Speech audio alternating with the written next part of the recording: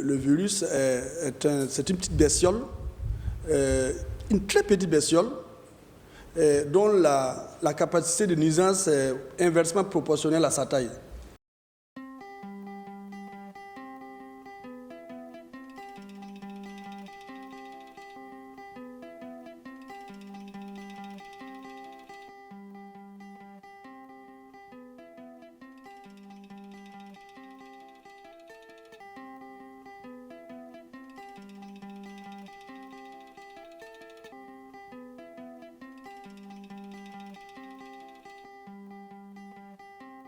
C'est vraiment une très petite bestiole, tellement petite mais il est tellement intelligent qu'il arrive à récupérer notre matériel pour s'autoproduire.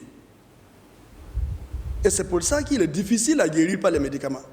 Parce que pour guérir, vous êtes souvent obligé de détruire la cellule. Et c'est pour ça qu'il est très très difficile à guérir. Donc quand il rentre, il est tellement simple qu'il ne peut même pas se multiplier lui-même. Comme les autres bestioles qui rentrent, qui se multiplient, etc., etc. Lui, il est obligé de récupérer notre propre matériel pour faire des pièces détachées, là, entre guillemets, et puis se reproduire lui-même. Et donc, à partir du moment qu'il est en train dans nos cellules, pour l'atteindre, c'est difficile parce que si vous voulez l'atteindre, vous allez détruire la cellule. Mais fort heureusement, si on arrive à maintenir la personne en vie, l'organisme lui-même va réagir et se défendre.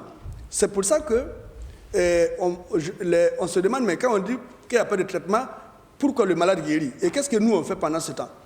Nous, ce qu'on cherche, c'est prolonger suffisamment la vie du patient pour qu'il ait le temps de se défendre et tuer cette bestiole-là. Voilà comment le virus agit. Et voilà comment l'organisme se défend.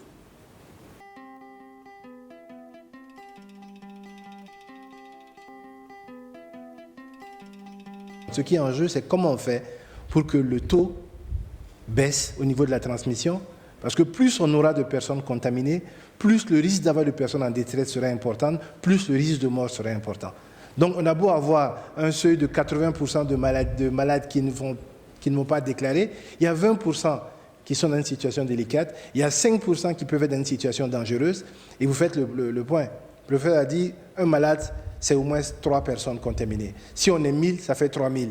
Si vous retrouvez 5% de 3000 en situation délicate, vous voyez ce que ça fait comme personne potentiellement en situation. Après, est-ce que notre système sanitaire pourra supporter cette charge de 100, de 200 personnes en situation d'être prises en charge? C'est une question qu'on doit se poser et sur laquelle on doit agir pour casser véritablement la transmission. Mais la question principale, c'est d'arriver à interrompre la chaîne de transmission communautaire.